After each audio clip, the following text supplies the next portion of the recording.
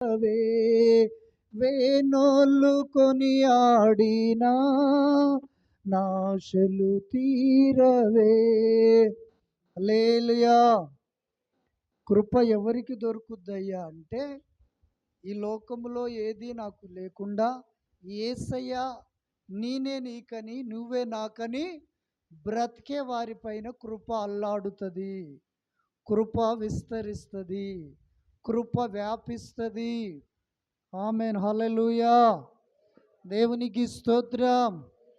నీ నోరు మనుషులను కొనియాడటానికి కాదు, నీ నాలుక మనుషులను పొగడటానికి కాదు, నీ నాలుక మనుషుల గురించిన వార్తలు విస్తారంగా మాట్లాడటానికి కాదు.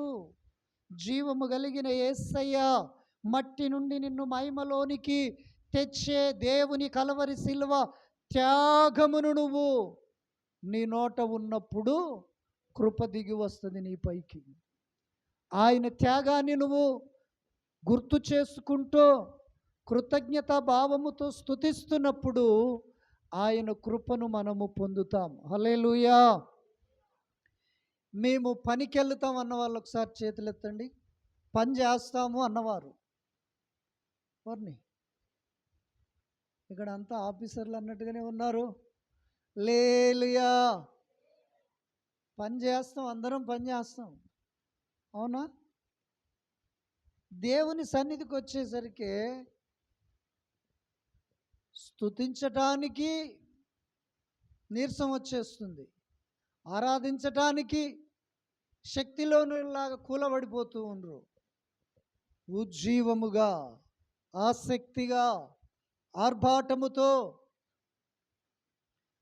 హల్లెలూయా. నువ్వు పనికి వెళ్ళావు, రైతు నిన్ను గట్టు మీద కూర్చోబెట్టుకొని జీతం ఇవ్వడుగా.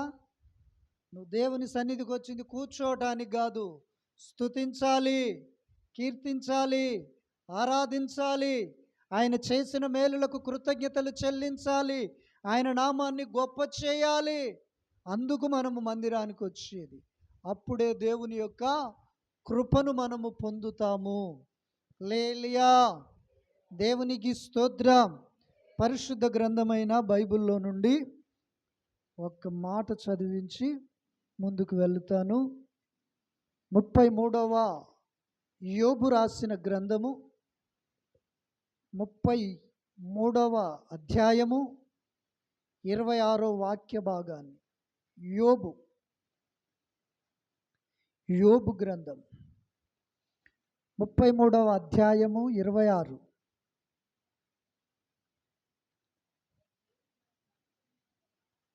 వాడు దేవుణ్ణి బ్రతిమాలు కొనిన ఎడల ఆయన వానిని కటాక్షించును, కావున వాడు ఆయన ముఖము చూసి సంతోషించును. ఇలాగున నిర్దోషత్వము ఆయన నరునికి దయచేయును. చాలు. హల్లెలూయా. మనము ఇంటి దగ్గర ప్రార్థన చేసిన, గృహ కూడికల్లో ప్రార్థన చేసిన, మందిరములో ప్రార్థన చేసిన, ఉపవాస కూడికలో ప్రార్థన చేసిన, మన ప్రార్థన వాదము వేసేటట్టుగా ఉండకూడదు, తర్కించేటట్లుగా ఉండకూడదు, పంచాయతీ చేసేటట్లుగా ఉండకూడదు. బ్రతిమిలాడుకోవాలి. బ్రతిమిలాడుకుంటే దేవుడు నిన్ను కటాక్షిస్తాడు. అయ్యా, నేనున్నాను, నీ కోసము స్థలం కొన్నానుగా, దీన్ని ఏమంటారు? తర్కించటం. నీ కోసము మందిరం కట్టించానుగా, దీన్ని ఏమంటారు? ఆయన చేసిన కార్యాన్ని ఆయనకే చెప్పటం. అలా కాదు, బ్రతిమిలాడుకోవాలి. అయ్యా, నీ పేరట చేసిన పుణ్యకార్యమును జ్ఞాపకం చేసుకొని నన్ను కటాక్షించు, నీ నామములో చేసిన ఉపకారాన్ని గుర్తుపెట్టుకొని నాకు సహాయము చెయ్యని దేవుణ్ణి నీవు నేను బ్రతిమిలాడుకోవాలి. స్తోత్రము చెప్పుతాలంటే స్తోత్రం కూడా అనరాదు.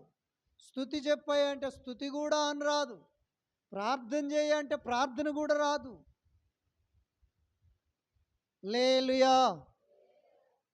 జనరల్గా మనకు అర్థమయ్యేటట్టుగా ఇది బడి. నేను ఇక్కడ మీకు పాఠం చెప్తూ ఉన్నాను, బోర్డు మీద ఇలా రాస్తూ ఉన్నాను. నువ్వు పుస్తకం బట్టి చూస్తే నేను రాసేది నీకు అర్థమవుతుందా? అయిద్దా? నేనేం చెప్తున్నాను, ఏం రాస్తున్నాను, నువ్వు అక్కడ చూడాలి, నన్ను చూడాలి. అలాగే నీ మనస్సు, నీ హృదయము, నీ అంతరాత్మ ఇక్కడ నుండి చెప్పుతున్న ప్రతి మాటను తీసుకొని స్కూల్కి వెళ్ళిన పిల్లగాడు దిద్దుకున్నట్టుగా నువ్వు దిద్దుకోవాలి. మనసు కష్టం పెట్టుకున్నా, బాధ పెట్టుకున్నా, అలిగిన గులిగిన గునిగిన అది నీకు ఏమాత్రము ప్రయోజనకరముగా ఉండదు. హల్లెలూయా. దేవునికి స్తోత్రం. దేవుణ్ణి ఏం చేయాలి? బ్రతిమిలాడుకోవాలి. పరిశుద్ధ గ్రంథమైన బైబిల్లో ఇద్దరు వ్యక్తులు మందిరానికి వచ్చి ప్రార్థన చేస్తూ ఉన్నాడు. పరిసయ్యుడు, సుంకరుడు. పరిసయ్యుడు అంటూ ఉన్నాడు, అయ్యా నేను నీకు దశంభాగం ఇయ్యలేదా? నేను వారానికి 2 సార్లు ఉపవాసం ఉండలేదా? నేను ఎంత పరిశుద్ధంగా ఉంటాను, ఎంత నీతిగా జీవిస్తాను, ఎంత యథార్థంగా ఉంటాను. నేను ఆ సుంకరిలాగా కాదే. ఆ సుంకరి దశంభాగం ఇయ్యడు, పరిశుద్ధంగా ఉండడు అని అతని దెప్పి పొడుస్తూ ఈయన దేవుడి దగ్గర వాదం వేస్తూ ఉన్నాడు. సుంకరి ఏమో, అయ్యా పాపినయ్యా, నీ వైపు చేతులెత్తి కనులెత్తి చూసే యోగ్యత నాకు లేదయ్యా అని ఈ సుంకరి దేవుణ్ణి బ్రతిమిలాడుచూ ఉన్నాడు. ప్రియులారా, అప్పుడు ప్రభు అంటూ ఉన్నాడు, ఈ యొక్క సుంకరి నీతిమంతుడుగా తీర్చబడ్డాడు. అతని ప్రార్థన నేను అంగీకరించాను, ఇతని ప్రార్థన నేను అంగీకరించలేదు. దేవుని సన్నిధిలో డాంబాలు పనిచేయవు, అహంకారము పనిచేయదు, అహము పనిచేయదు.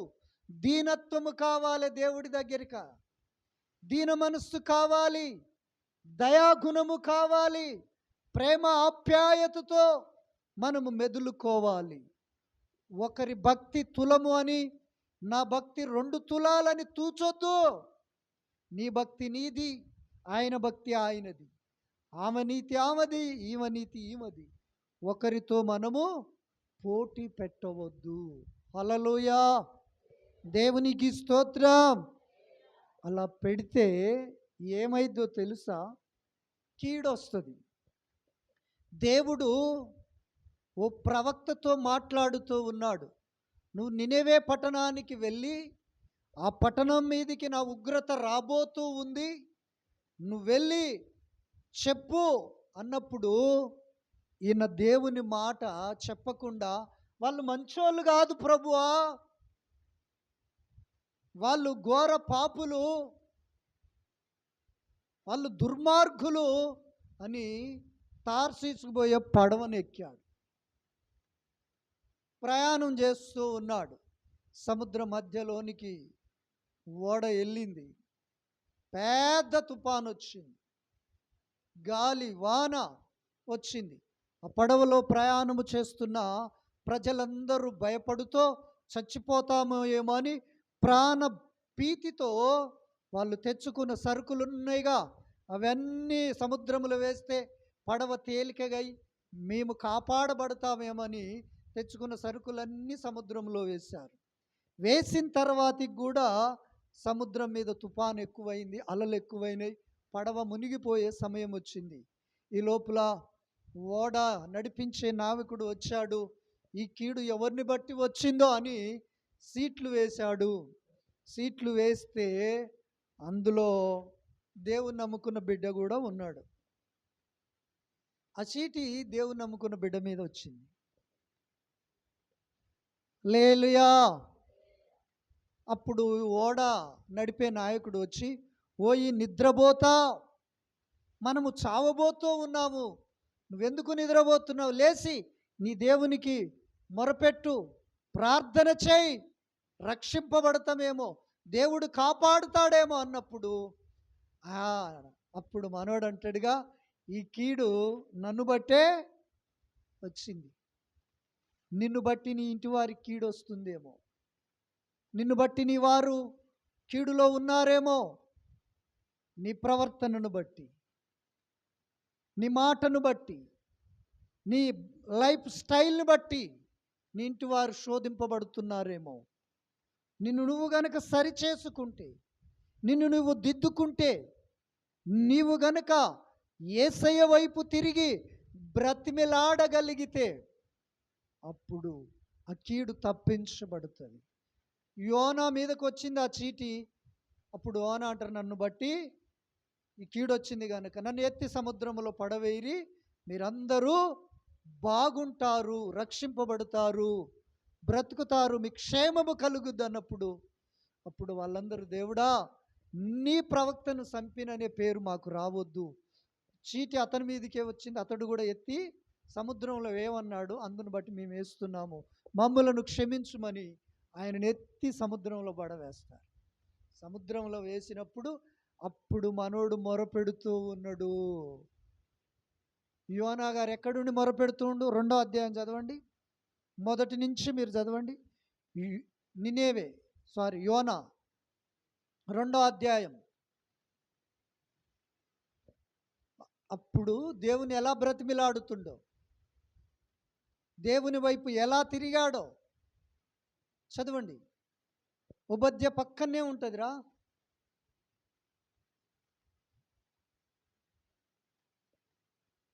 2వ అధ్యాయం మొత్తం చదవండి. దొరకలేదా ఎవరికి?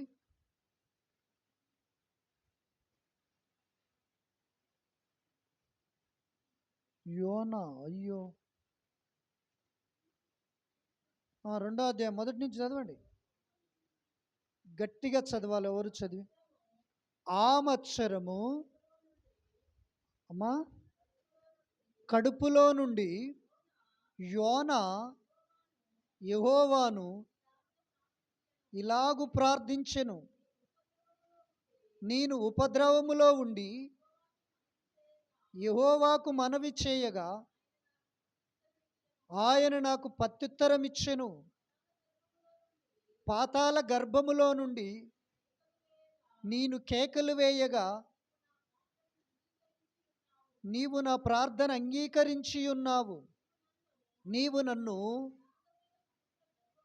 అగాధమైన సముద్ర గర్భములో పడవేసి ఉన్నావు, ప్రభావములు నన్ను చుట్టుకొని ఉన్నవి, నీ తరంగములను నీ కరులను నన్ను కప్పి ఉన్నవి, నీ సన్నిధిలో నుండి నేను వెలివేయబడినను నీ పరిశుద్ధ ఆలయము తట్టు నేను మరలా చూచెదననుకొంటిని, ప్రాణాంతమును వచ్చునంతగా జనములు నన్ను చుట్టుకొని ఉన్నవి, సముద్ర అగాధము నన్ను ఆవరించి ఉన్నది, సముద్రపు నాచు నా తలకు చుట్టుకొని ఉన్నది, నేను మరెన్నటికిని ఎక్కి రాకుండా భూమి గడియలు వేయబడి ఉన్నవి,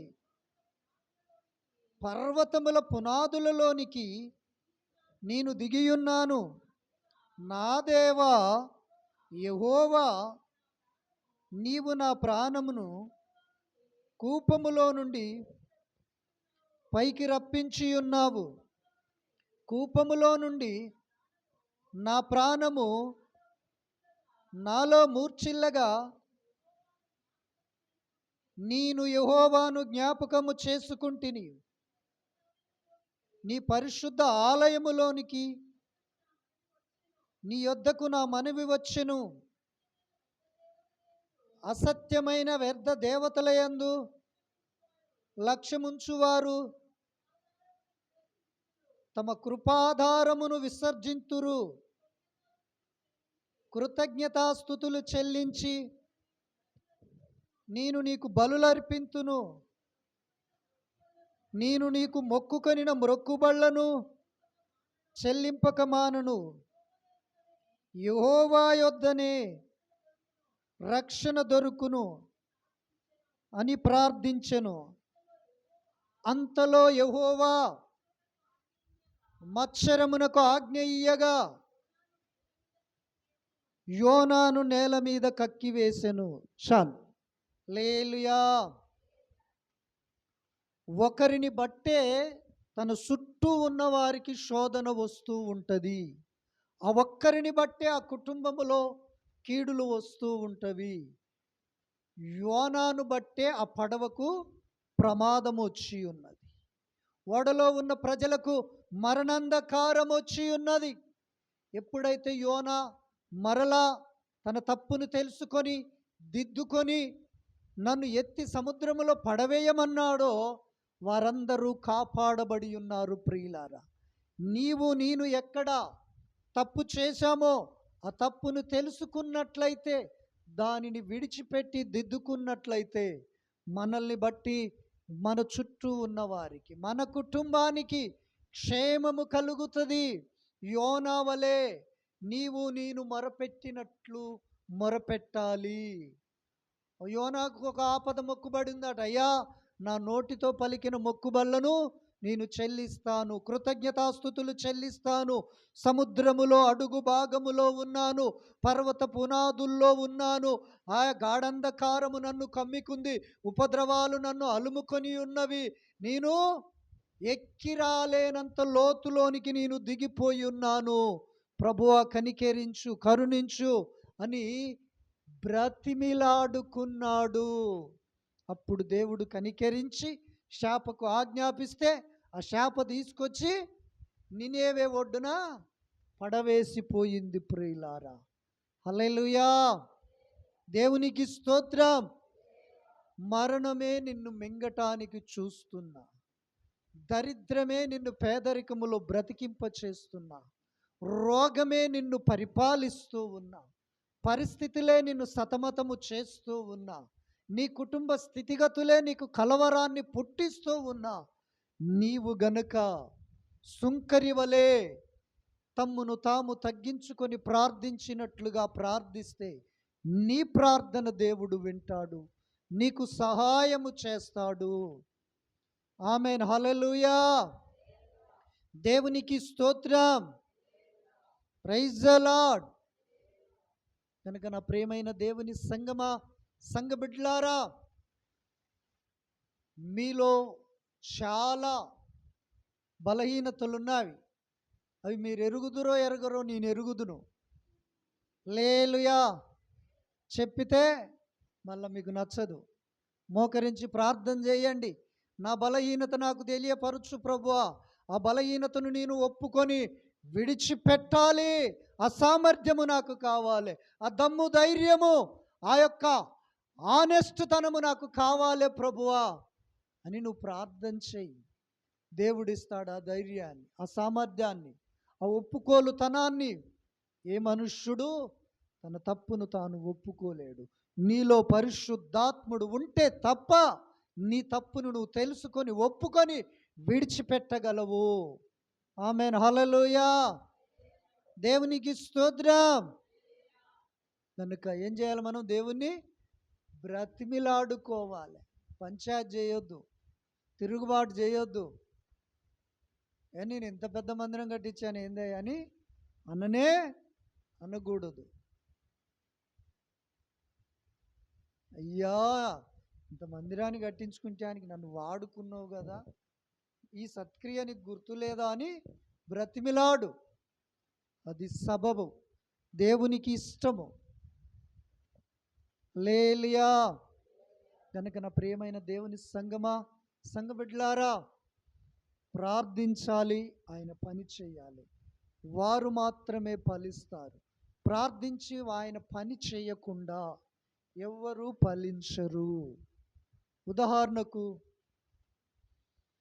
మన శరీరాన్ని ఎందుకు కడుక్కుంటాం? అది చెమట కంపు వాసన రాకుండుట. అన్నం ఎందుకు తింటాం? ఆరోగ్యంగా ఉండటానికి. అలాగనే ప్రార్థించాలి, ఆయన పని చేయాలి. ప్రార్థించాలి, ఆయన చిత్తాన్ని నెరవేర్చాలి. నువ్వేది చేయకుండా పాస్టర్ అయ్యే చేస్తాడంటే అది తప్పు. గుడ్డోడువే నువ్వుగా. గుడ్డోడు ఎక్కడ పడ్డరు? గుంటలోనే పడతారు. పడ్డరు కాదు, పడతారు. కనుక మన ఆత్మీయ యాత్రలో ప్రభుని బ్రతిమిలాడుకుంటూ ముందుకు వెళ్ళాలి. రోజు బ్రతిమిలాడాలి. నీ ఒంటికి ఎలాగైతే స్థానం అవసరమో నీలో ఉన్న ఆత్మకు ప్రార్థన, వాక్యము అంతే అవసరం. వారానికి ఒక్కసారి కాదు, ప్రతిరోజు. వారానికి ఒక్కసారి వస్తే లోకంలో ఉన్న వాళ్ళకు మనకి ఏ తేడా ఉండదు. ప్రతిరోజు నువ్వు కూర్చున్నా, నిలబడ్డా, బస్సులో ప్రయాణం చేస్తున్నా, పని చేస్తున్నా, అయ్యా నన్ను జ్ఞాపకం చేసుకో తండ్రి, కనికరించు. ఎవరితో మాట్లాడకుండా మూగి బొమ్మలాగా అన్న మందిరంలోకి వెళ్ళి ఆత్మలో మూలుగుతూ ఉంది, ఆత్మలో రోధిస్తూ ఉంది, ఆత్మలో ప్రభుతో పెనవేసుకొని ఉంది. దైవ సేవకుడు ఏమన్నాడు? తాగొచ్చి మందిరంలోకి వస్తున్న మూర్ఖురాలు అన్నాడు. ఆమెమో నోటి ధ్వని బయటికి రాకుండా లోపల పోరాటం జరుగుతుంది. అది గుర్తెరగలేదు దైవ సేవకుడు. అది దేవుడు చూస్తాడు, అది దేవునికి ఇష్టము. హల్లెలూయా. కనుక నా ప్రియ దేవుని సంగమా, సంఘ బిడ్డలారా, ఈ ఒక్కరోజు ప్రార్థన ముగించుకొని ఆదివారం వచ్చేది కాదు. ప్రతిరోజు ప్రార్థన చేయాలి. తెల్లారగట్ల ఒక తల్లి ఫోన్ చేసింది 4ంటికి. ఫోన్లో ప్రార్థన చేశాం. అమ్మగారికి చెప్తే ఉండబట్టలేక ఒక అక్కకు ఫోన్ చేసింది. ఆ అక్కకు ఫోన్ చేస్తే వాళ్ళు ఏం చేస్తుర్రు? ప్రార్థన చేస్తుర్రు. నిద్రపోతా ఒక అన్యుడు వచ్చి ప్రవక్తను ఏమంటుండు? నిద్రపోతా. సిగ్గులేదు నీకు? మనం సావబోతూ ఉన్నాం, లేచి నీ దేవునికి మొరపెట్టు, బ్రతుకుతాం. హల్లెలూయా, దేవునికి స్తోత్రం. కనుక నా ప్రియమైన దేవుని సంగమా, సంఘ బిడ్డలారా, ప్రార్థించేవాడే గెలుస్తాడు. ప్రార్థించే వానినే పరిశుద్ధత ఆవరిస్తుంది. ప్రార్థించే వారినే పాపములో పడకుండా ఆవరిస్తుంది. హల్లెలూయా. మీ అందరికి ఒక మాట చెప్పనా? అమ్మగారు నువ్వేమనుకోవద్దు. హల్లెలూయా. నానా నువ్వు లేనైనా హల్లెలూయా, దేవునికి స్తోత్రం. అక్కడుండు మా శత్రువు. డబ్బుల కోసం నేను బయటికి వెళ్తాను. బంద్ చేసినవా?